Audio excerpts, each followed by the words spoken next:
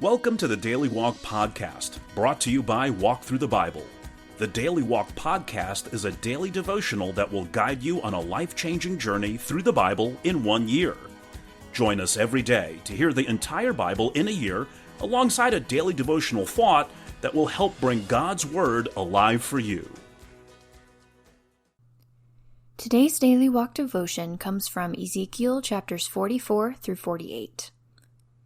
Having discussed in detail the new temple, Ezekiel now turns to a new worship that will take place there.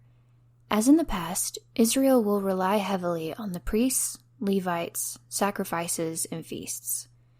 Strict stipulations are laid down regarding duties and privileges in the new temple. Finally, Ezekiel describes the new divisions of the land for the tribes, priests, princes, and people of Jerusalem. The book closes with a fitting statement in chapter 48, verse 35. The name of the city from that time on will be, "The Lord is there." At the end of this book, as in the beginning, Ezekiel's burden continues to be that the world might know the God of Israel, the Lord of glory and holiness. Now let's listen to Ezekiel chapters 44 through 48. Ezekiel 44. Then the man brought me back to the outer gate of the sanctuary, the one facing east, and it was shut. The Lord said to me, "This gate is to remain shut. It must not be opened. No one may enter through it. It is to remain shut because the Lord, the God of Israel, has entered through it. The prince himself is the only one who may sit inside the gateway to eat in the presence of the Lord. He is to enter by way of the portico of the gateway and go out the same way." Then the man brought me by way of the north gate to the front of the temple. I looked and saw the glory of the Lord filling the temple of the Lord, and I fell face down.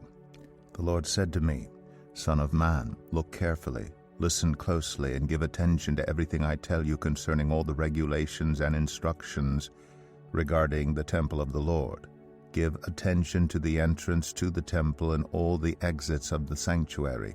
Say to rebellious Israel, this is what the sovereign Lord says. Enough of your detestable practices, people of Israel. In addition to all your other detestable practices, you brought foreigners uncircumcised in heart and flesh into my sanctuary, desecrating my temple while you offered me food, fat, and blood, and you broke my covenant. Instead of carrying out your duty in regard to my holy things, you put others in charge of my sanctuary. This is what the sovereign Lord says. No foreigner uncircumcised in heart and flesh is to enter my sanctuary, not even the foreigners who live among the Israelites. The Levites who went far from me when Israel went astray, and who wandered from me after their idols, must bear the consequences of their sin. They may serve in my sanctuary, having charge of the gates of the temple and serving in it. They may slaughter the burnt offerings and sacrifices for the people and stand before the people and serve them. But because they served them in the presence of their idols and made the people of Israel fall into sin, therefore I have sworn with uplifted hand that they must bear the consequences of their sin, declares the sovereign Lord. They are not to come near to serve me as priests, or come near any of my holy things or my most holy offerings.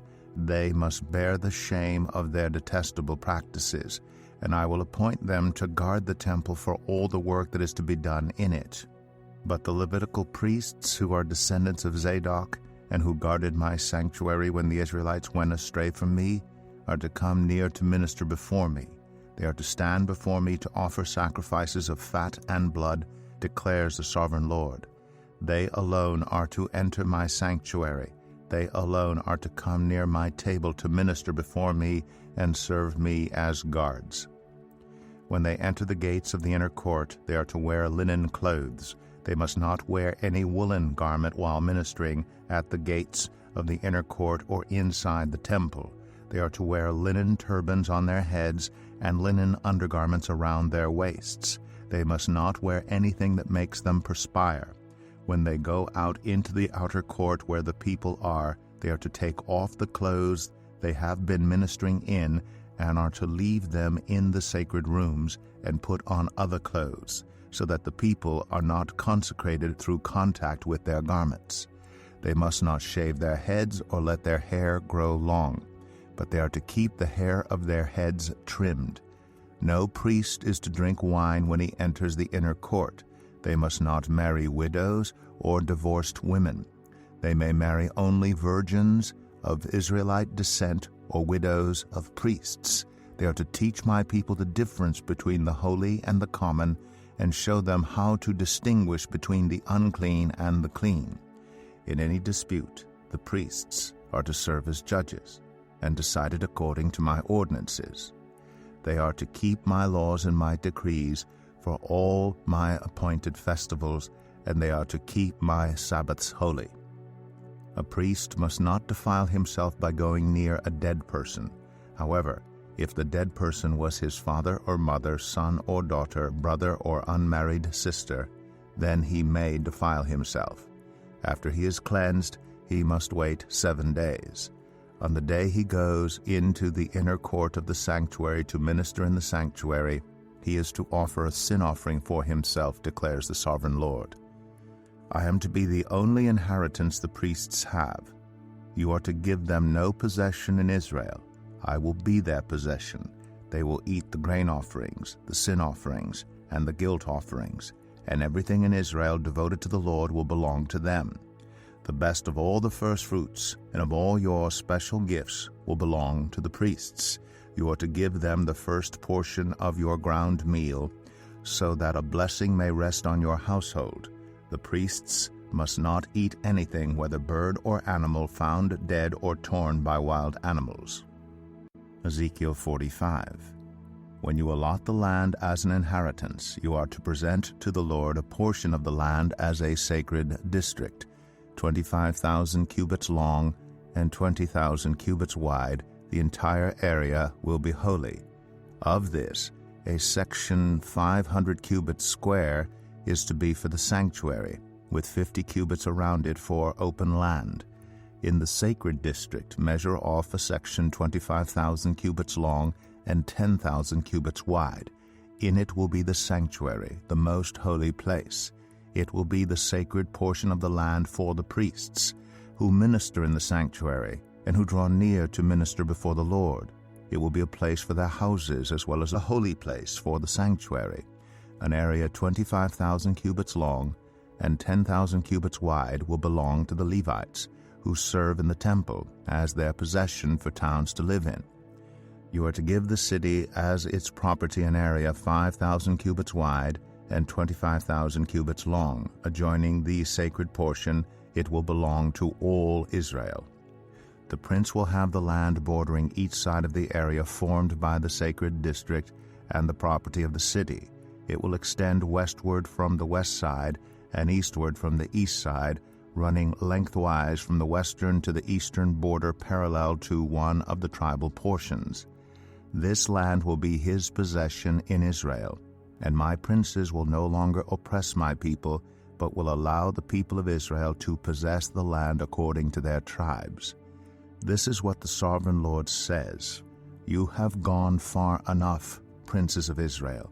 Give up your violence and oppression, and do what is just and right. Stop dispossessing my people, declares the sovereign Lord. You are to use accurate scales, an accurate ephah and an accurate bath. The ephah and the bath are to be the same size, the bath containing 1/10 of a homer and the ephah 1/10 of a homer. The homer is to be the standard measure for both.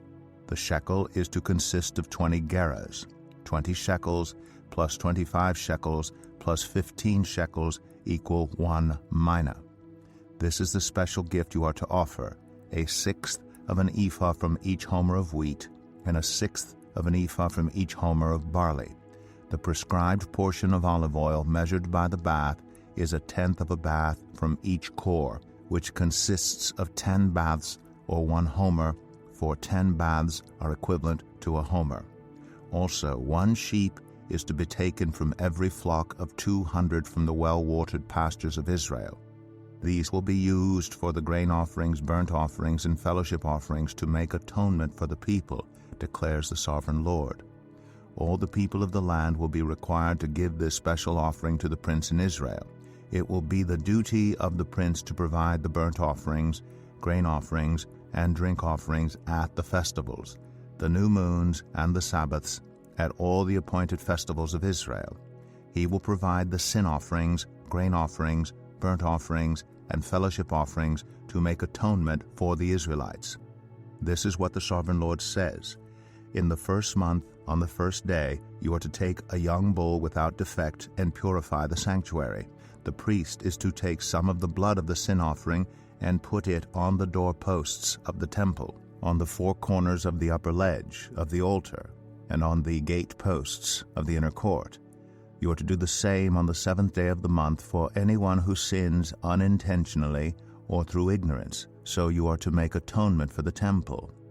In the first month, on the 14th day, you are to observe the Passover, a festival lasting 7 days, during which you shall eat bread made without yeast. On that day, the prince is to provide a bull as a sin offering for himself and for all the people of the land. Every day during the 7 days of the festival, he is to provide 7 bulls and 7 rams without defect as a burnt offering to the Lord, and a male goat for a sin offering. He is to provide as a grain offering an ephah for each bull and an ephah for each ram, along with a hin of olive oil for each ephah. During the 7 days of the festival, which begins in the 7th month on the 15th day, he is to make the same provision for sin offerings, burnt offerings, grain offerings, and oil.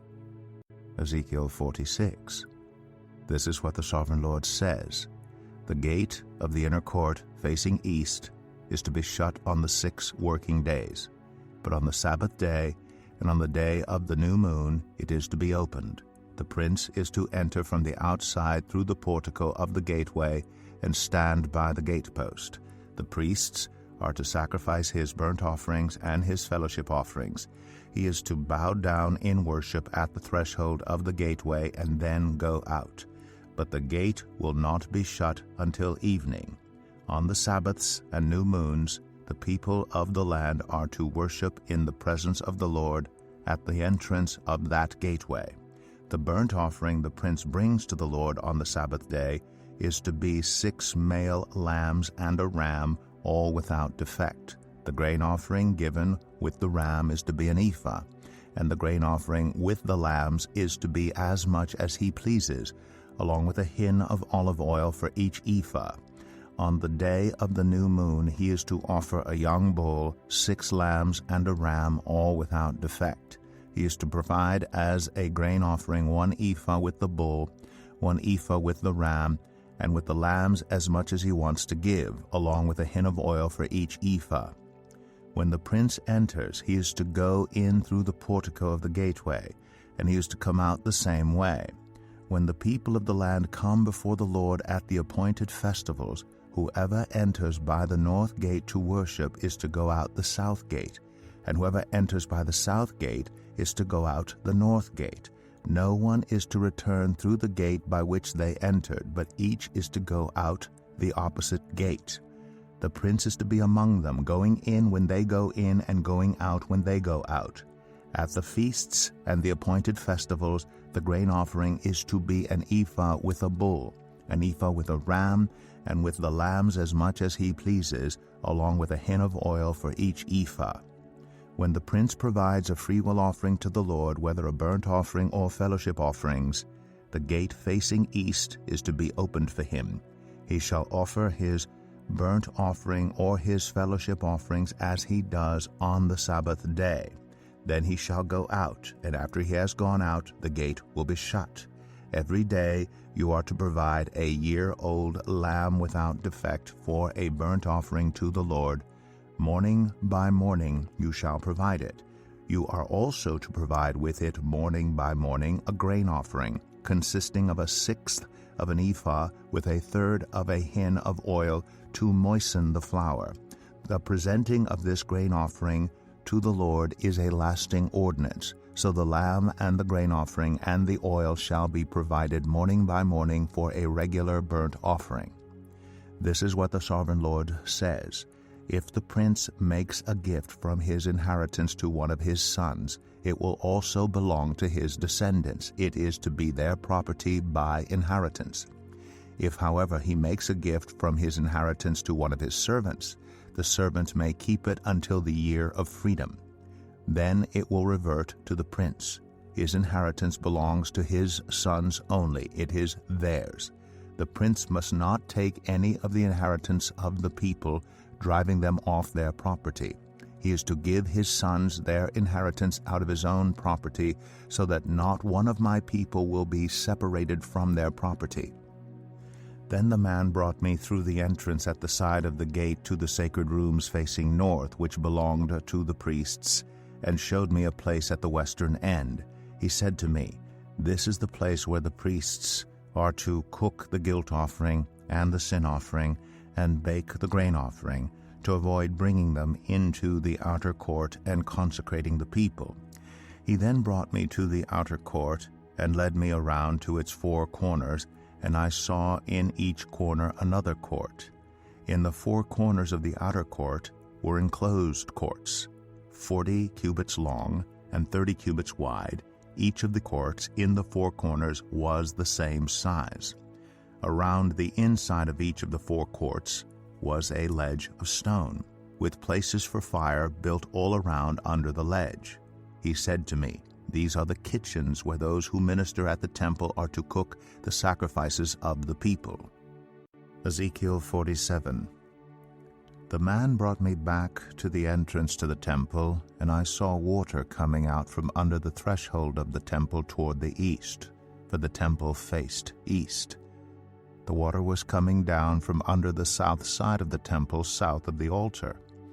He then brought me out through the north gate and led me around the outside to the outer gate facing east, and the water was trickling from the south side. As the man went eastward with the measuring line in his hand, he measured off 1,000 cubits and then led me through water that was ankle deep. He measured off another 1,000 cubits and led me through water that was knee deep. He measured off another 1,000 and led me through water that was up to the waist. He measured off another 1,000, but now it was a river that I could not cross, because the water had risen and was deep enough to swim in, a river that no one could cross. He asked me, "Son of man, do you see this?" Then he led me back to the bank of the river. When I arrived there, I saw a great number of trees on each side of the river. He said to me, "This water flows toward the eastern region and goes down into the Arabah, where it enters the Dead Sea. When it empties into the sea, the salty water there becomes fresh. Swarms of living creatures will live wherever the river flows. There will be large numbers of fish, because this water flows there and makes the salt water fresh. So where the river flows, everything will live. Fishermen will stand along the shore. From En-Gedi to En-Eglaim, there will be places for spreading nets. The fish will be of many kinds, like the fish of the Mediterranean Sea. But the swamps and marshes will not become fresh. They will be left for salt. Fruit trees of all kinds will grow on both banks of the river. Their leaves will not wither, nor will their fruit fail. Every month they will bear fruit, because the water from the sanctuary flows to them. Their fruit will serve for food, and their leaves for healing." This is what the Sovereign Lord says. "These are the boundaries of the land that you will divide among the 12 tribes of Israel as their inheritance, with 2 portions for Joseph. You are to divide it equally among them, because I swore with uplifted hand to give it to your ancestors. This land will become your inheritance. This is to be the boundary of the land. On the north side it will run from the Mediterranean Sea by the Hethlon road past Lebo Hamath to Zedad, Beratha, and Zebraim, which lies on the border between Damascus and Hamath, as far as Hazar Hattikon, which is on the border of Haran. The boundary will extend from the sea to Hazar Enan along the northern border of Damascus, with the border of Hamath to the north. This will be the northern boundary. On the east side, the boundary will run between Haran and Damascus, along the Jordan, between Gilead and the land of Israel, to the Dead Sea, and as far as Tamar. This will be the eastern boundary. On the south side it will run from Tamar as far as the waters of Meribah Kadesh, then along the Wadi of Egypt to the Mediterranean Sea. This will be the southern boundary. On the west side, the Mediterranean Sea will be the boundary to a point opposite Lebo Hamath. This will be the western boundary. You are to distribute this land among yourselves according to the tribes of Israel. You are to allot it as an inheritance for yourselves and for the foreigners residing among you and who have children. You are to consider them as native-born Israelites. Along with you, they are to be allotted an inheritance among the tribes of Israel. In whatever tribe a foreigner resides, there you are to give them their inheritance, declares the sovereign Lord. Ezekiel 48. These are the tribes listed by name. At the northern frontier, Dan will have one portion. It will follow the Hethlon road to Lebo Hamath. Hazar Enan and the northern border of Damascus next to Hamath will be part of its border from the east side to the west side. Asher will have one portion. It will border the territory of Dan from east to west. Naphtali will have one portion. It will border the territory of Asher from east to west. Manasseh will have one portion. It will border the territory of Naphtali from east to west. Ephraim will have one portion. It will border the territory of Manasseh from east to west. Reuben will have one portion. It will border the territory of Ephraim from east to west. Judah will have one portion. It will border the territory of Reuben from east to west. Bordering the territory of Judah from east to west will be the portion you are to present as a special gift. It will be 25,000 cubits wide, and its length from east to west will equal one of the tribal portions. The sanctuary will be in the center of it. The special portion you are to offer to the Lord will be 25,000 cubits long and 10,000 cubits wide. This will be the sacred portion for the priests. It will be 25,000 cubits long on the north side, 10,000 cubits wide on the west side, 10,000 cubits wide on the east side, and 25,000 cubits long on the south side. In the center of it will be the sanctuary of the Lord. This will be for the consecrated priests, the Zadokites, who were faithful in serving me, and did not go astray as the Levites did when the Israelites went astray. It will be a special gift to them from the sacred portion of the land, a most holy portion bordering the territory of the Levites. Alongside the territory of the priests, the Levites will have an allotment 25,000 cubits long and 10,000 cubits wide. Its total length will be 25,000 cubits and its width 10,000 cubits. They must not sell or exchange any of it. This is the best of the land and must not pass into other hands, because it is holy to the Lord. The remaining area, 5,000 cubits wide and 25,000 cubits long, will be for the common use of the city, for houses and for pasture land. The city will be in the center of it, and will have these measurements: the north side 4,500 cubits, the south side 4,500 cubits, the east side 4,500 cubits, and the west side 4,500 cubits.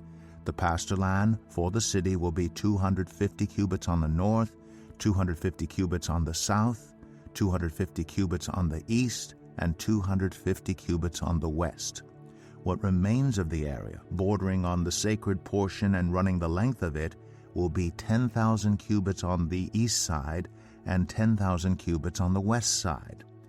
Its produce will supply food for the workers of the city. The workers from the city who farm it will come from all the tribes of Israel. The entire portion will be a square, 25,000 cubits on each side. As a special gift, you will set aside the sacred portion along with the property of the city. What remains on both sides of the area formed by the sacred portion and the property of the city will belong to the prince. It will extend eastward from the 25,000 cubits of the sacred portion to the eastern border, and westward from the 25,000 cubits to the western border. Both these areas running the length of the tribal portions will belong to the prince, and the sacred portion with the temple sanctuary will be in the center of them. So the property of the Levites and the property of the city will lie in the center of the area that belongs to the prince. The area belonging to the prince will lie between the border of Judah and the border of Benjamin. As for the rest of the tribes, Benjamin will have one portion. It will extend from the east side to the west side. Simeon will have one portion. It will border the territory of Benjamin from east to west. Issachar will have one portion. It will border the territory of Simeon from east to west. Zebulun will have one portion. It will border the territory of Issachar from east to west. Gad will have one portion. It will border the territory of Zebulun from east to west. The southern boundary of Gad will run south from Tamar to the waters of Meribah Kadesh, then along the Wadi of Egypt to the Mediterranean Sea.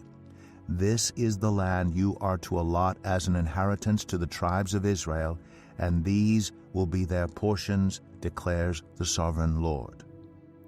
These will be the exits of the city, beginning on the north side, which is 4,500 cubits long.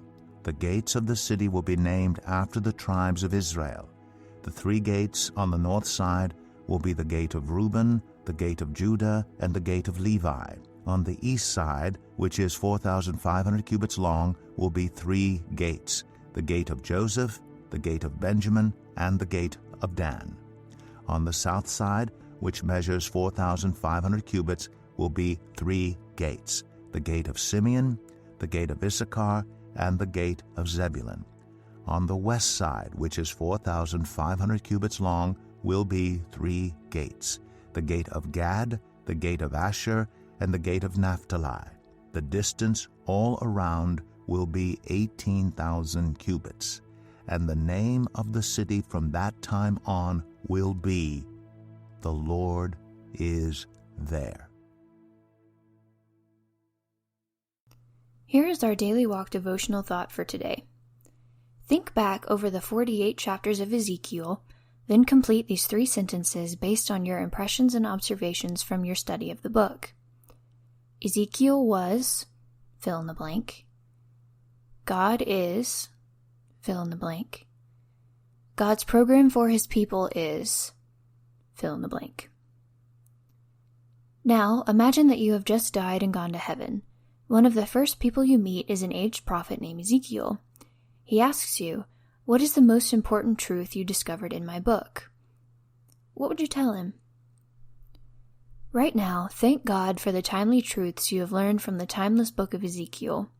Then share one lesson from Ezekiel's prophecy with 2 other people this week. It may surprise them to learn that a prophet from the past can speak to their needs today. Thank you for joining us today for the Daily Walk Podcast from Walk Thru the Bible. Be with us tomorrow as we continue our life-changing journey through the Bible in a year. Love this episode of the Daily Walk Podcast? We'd love for you to rate and give us a review on iTunes or Google Play. Make sure you subscribe so you won't miss an episode as we walk through God's Word together. For more resources to help you live God's Word, visit walkthru.org. That's WALKTHRU.org. Walk through the Bible. Take a walk, change the world.